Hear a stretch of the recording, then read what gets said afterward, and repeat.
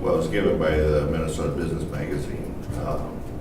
And I don't really know who nominated me for that, but I have suspicions. So it was quite an honor to get recognized by that. It's a humbling experience. Certainly didn't expect something like that.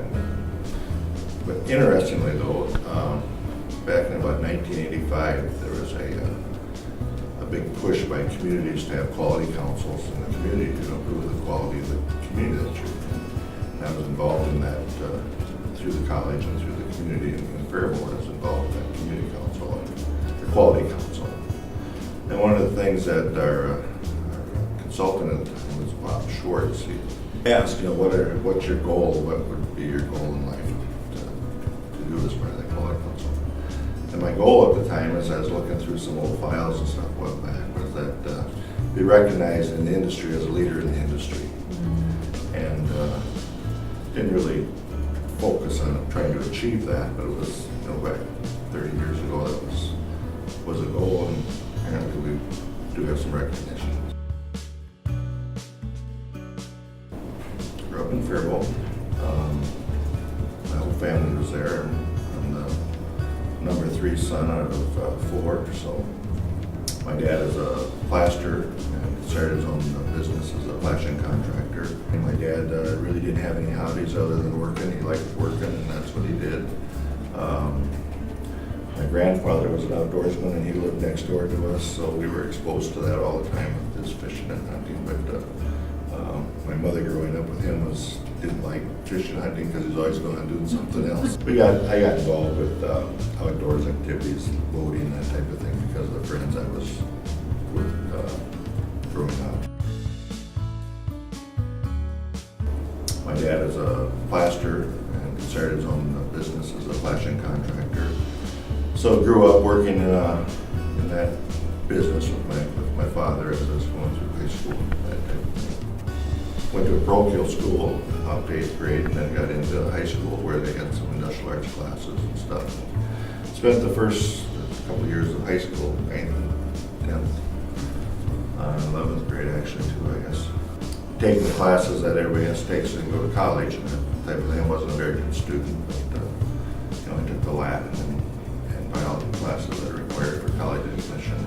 And the final year I was able to get into a 3 vocational machine shop class. So that was my introduction to manufacturing.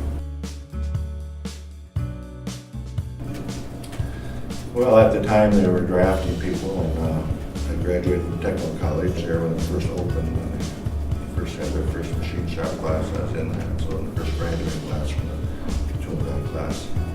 So anyway, when I graduated, then everybody was getting drafted, and I didn't really care to get drafted. My dad had been in the Navy, my 2 older brothers had both been in the Navy, so I thought that's where I should go also. So because I was already graduated from technical college, they gave me a rating as a MR, machinery repairman, going in, so I knew what I was going to be doing. So then 69 when I graduated from basic training. And so I'm sitting in transit down in San Diego waiting to get orders, and all these guys are getting orders to oilers and stuff like this going to Vietnam, so I'm trying to see. And I said, oh geez, I don't want to be an oiler. That's going to be a target. They're going to be out trying to stop the fuel supply line.